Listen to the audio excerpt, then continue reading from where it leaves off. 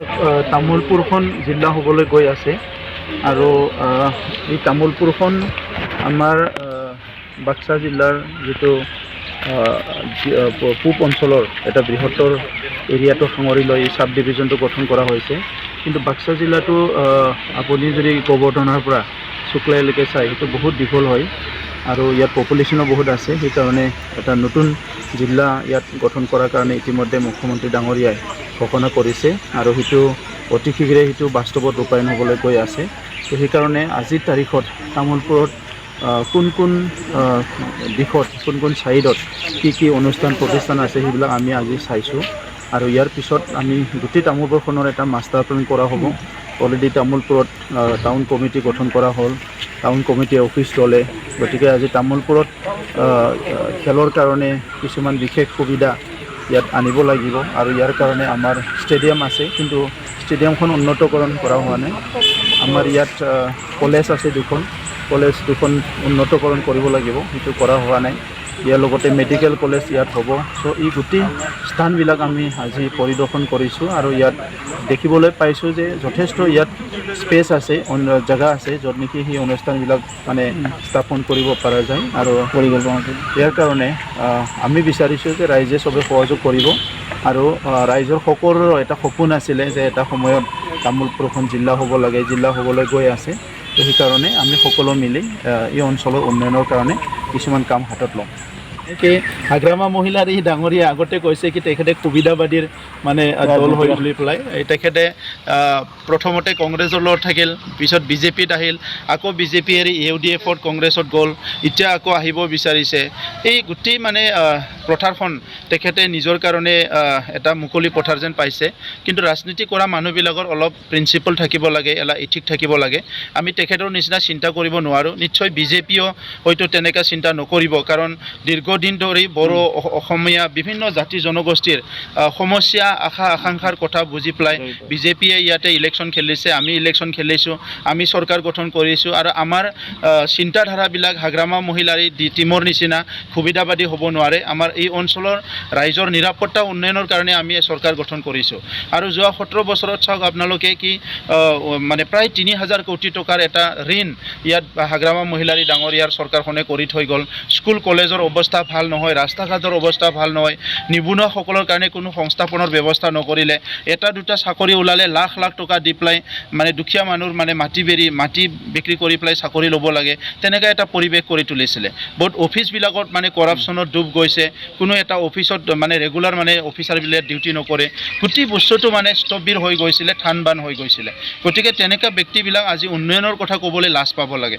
উন্নয়নৰ কাৰণে আপুনি 17 বছৰ সময় পাইছিলে, সেই সময়ত কি কৰি থাকিলে? 17 বছৰত এই এটা ক্ষুদ্ৰ অঞ্চলখন যদি উন্নয়ন কৰি ভাবিলে বহুত উন্নয়ন কৰিব পাৰিলেহেঁতেন। আজি আমি এই 6 মাহত দুটাকৈ ইলেকশ্যন গ'ল, তথাপিতো এতিয়ালৈকে আমি ষ্টাডি কৰিলোঁ, যিখিনি আজি ভাৰত চৰকাৰৰ লগত মই আলোচনা কৰি পালোঁ। আজি আমি এমপ্লয়মেণ্টৰ কাৰণে যথেষ্ট ইয়াতে অনুষ্ঠান প্ৰতিষ্ঠান আমি স্থাপন কৰিবলৈ গৈ আছোঁ। BTR একৰ্ডত যিখিনি পাইছোঁ, মেডিকেল কলেজ, ইউনিভাৰ্চিটি সেইবিলাকতো স্থাপন হ'বই।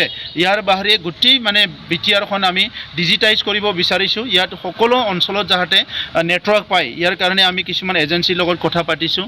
আমাৰ ইয়াত দুটাকৈ ফুড পাৰ্ক হ'ব, 200কৈ আমাৰ তাত মানে ইণ্ডাষ্ট্ৰী আৰম্ভ হ'ব, সৰু সৰু ক্ষুদ্ৰ এগ্ৰ' ইণ্ডাষ্ট্ৰীবিলাক। চ' আজি নিবনুৱাসকলে বহুত সংস্থাপন পাব। লাইভ ষ্টকত আজি হাঁহ কুকুৰা পালন কৰা ইয়াৰ ক্ষেত্ৰত আৰু আমি নিজে আমাৰ যুৱকসকলৰ কাৰণে প্ৰায় ইয়াতে 25টা ট্ৰেইনিং চেণ্টাৰ স্থাপন কৰিব বিচাৰিছোঁ, যি ট্ৰেইনিং চেণ্টাৰত অকল ডিফেন্স নহয়, বিভিন্ন ট্ৰেইনিং আমাৰ ল'ৰা ছোৱালী ল'ব পাৰিব। বেংক চাকৰিৰ কাৰণে, অসম চৰকাৰৰ বিভিন্ন চাকৰিৰ কাৰণে এতিয়া অসম চৰকাৰ ঘোষণা কৰিছে 1 লাখ চাকৰি ওলাব। এই 1 লাখ চাকৰিত BTR অঞ্চলৰ ল'ৰা ছোৱালী যাতে ভালকৈ আমাৰ যুৱকসকলে যাতে সংস্থাপন পায়, ইয়াৰ কাৰণে আমি এতিয়াৰ পৰাই এই জুলাই মাহৰ পৰাই আমি অঞ্চলে অঞ্চলে ট্ৰেইনিং স্থাপন কৰিব বিচাৰিছোঁ যে কোনটো বিষয়ত মানে বিভাগত মানে ট্ৰেইনিং হ'ব। যিবিলাক পুলিচত মানে যাব, কমাণ্ডোত যাব, শিক্ষকসকলৰ কাৰণে এডভান্স ট্ৰেইনিং, সকলোৰ কাৰণে আমি ট্ৰেইনিং দিয়াৰ ব্যৱস্থা কৰিব বিচাৰিছোঁ আৰু আমি বিচাৰিছোঁ উন্নয়ন হ'ব লাগে। আমি হাগ্ৰামা মহিলাৰী ডাঙৰীৰ নিচিনা নাটক কৰিব নোৱাৰোঁ। আৰু এতিয়া মই ভাবোঁ যে অসমৰ মুখ্যমন্ত্ৰী মুখ্যমন্ত্ৰী ডাঙৰীয়াৰো ইমান সময় নাই যে কোনোবা দলত আহে যায় সেইটো খবৰ ল'বলৈ, কাৰণ তেখেতে অসমখন ভাৰতবৰ্ষৰ ভিতৰৰ এটা উন্নত ৰাজ্য হিচাপে গঢ় দিয়াৰ কাৰণে আজি 24 ঘণ্টা কাম কৰি আছে। এটা সময়ত আমি শুনিছিলোঁ জাপানত মানুহবিলাকে 18 ঘণ্টা কাম কৰে। এতিয়া মুখ্যমন্ত্ৰী ডাঙৰীয়াই 24 ঘণ্টা নিজৰ অফিচ খোলা ৰাখিছে আৰু ৰাজনৈতিক পথাৰখনতো এটা কৰ্ম সংস্কৃতি আনিব বিচাৰিছে আৰু বিউৰ'ক্ৰেটিক যিটো আছে আমাৰ অফিচাৰসকলৰ যিটো অকৰ্মান্যতা সেইটো গুচাবৰ কাৰণেও তেখেতে বহুত কাম কৰিব ওলাইছে। গতিকে এনেকুৱা সময়ত কোনোবা দলত আহে যায় সেইটো আমাৰ কাৰণে মেটাৰ নহয়, আমি সেইটো চিন্তাও নকৰোঁ। এতিয়া আমাৰ কথা হৈছে আমি ৰাইজৰ উন্নয়নৰ কাম কৰিব লাগে। BPF পূবে যায় না পশ্চিমে যায় সেইটো তেখেতসকলৰ কথা, ইয়াত আমাৰ একো ক'ব লগা নাই। NIA আহিছে, বিশেষকৈ বেআইনী অস্ত্ৰ যিটো প্ৰচলন চলি আছে ইয়াৰ কাৰণে ভাৰত চৰকাৰ অসম চৰকাৰে NIAক ইয়াত দায়িত্ব দিছে, কাৰণ যোৱা 30-40টা বছৰ ধৰি এই অঞ্চলত এটা সংগ্ৰাম হৈ আছিলে আৰু 3টাকৈ চুক্তি হৈ গ'ল। চুক্তি হোৱাৰ পিছতো এজন দুজন মানুহবিলাকে ইলিগেল বন্দুক ৰাখি থৈ পেলাই সমাজত এটা ভীতি প্ৰদৰ্শন কৰে আৰু এইটো এটা ইণ্টাৰনেল ছিকিউৰিটি থ্ৰেট এটা আহি যায়। তো সেইকাৰণে গোটেই নাগৰিকসকলক নিৰাপত্তা প্ৰদান কৰাৰ স্বাৰ্থত সকলো জাতি জনগোষ্ঠী ধৰ্ম লোকক ভাৰতবৰ্ষৰ নাগৰিক হিচাপে সকলোৰে নিৰাপত্তা দিয়াটো চৰকাৰৰ দায়িত্ব আৰু সেই হিচাপে এতিয়া চৰকাৰে আমাৰ অঞ্চলৰ সকলো জাতি জনগোষ্ঠীৰ ৰাইজক নিৰাপত্তা দিয়াৰ কাৰণে যিখিনিয়ে নিৰাপত্তাত ভাবুকি আনিছে সেই সকলক ঠিক কৰাৰ কাৰণে বা সঠিক পথত অনাৰ কাৰণে বা আইনী ব্যৱস্থা লোৱাৰ কাৰণে আজি NIA আহিছে। আমি মষ্ট ৱেলকাম কৰিছোঁ আৰু এতিয়া এই সময়ত মই স্পষ্ট ভাষাৰে ক'ব বিচাৰোঁ, এতিয়া কোনোবা যদি ইলিগেল বন্দুক আৰু আজি ৰাখি থ'বলৈ বিচাৰিছে সেইটো কোনো কাৰণত স্পেয়াৰ কৰা নহ'ব। তেখেতসকলে সেই বন্দুকটো চৰকাৰৰ তাত জমা দিব লাগে আৰু মই NIAৰ পৰা আদি কৰি CBI যিমান এজেঞ্চি আছে সকলোকো আহ্বান কৰিছোঁ, যিসকলে ইয়াত কাম কৰি আছে বেআইনী অস্ত্ৰধাৰীসকলক যাতে কোনো কাৰণত স্পেয়াৰ নকৰে, তেখেতসকলক দেশৰ আইনৰ হিচাপে যিখিনি শাস্তি দিব লাগে এই শাস্তিটো যাতে দিয়ে, ইয়াৰ কাৰণে মই আমাৰ যিখিনি এজেঞ্চি আহিছে মই আহ্বান কৰিছোঁ। কাৰণ কোনো কাৰণতে আমাৰ নৱপ্ৰজন্মক আহি থকা প্ৰজন্মক আমি ভাবুকিত ৰাখিব নিবিচাৰোঁ। বিশ্বখন বহুত আগুৱাই গ'ল, আমাৰ অঞ্চলো আগুৱাই যাব লাগিব। এনেকুৱা সময়ত যদি বন্দুক বাৰুদৰ লগত সদায় খেলা কৰিব বিচাৰে এইটো আমাৰ কাৰণে এটা ধ্বংসাত্মক এটা পৰিস্থিতি হ'ব। সেইকাৰণে যিকোনো পৰিস্থিতিত ইয়াৰ ওপৰত একশ্যন ল'ব লাগে সেইটো আমি আহ্বান কৰোঁ। ইতিমধ্যে গগৈ ডাঙৰীয়াক মই কংগ্ৰেচুলেশ্যন দিছোঁ, তেখেতে মুকলি হ'ল।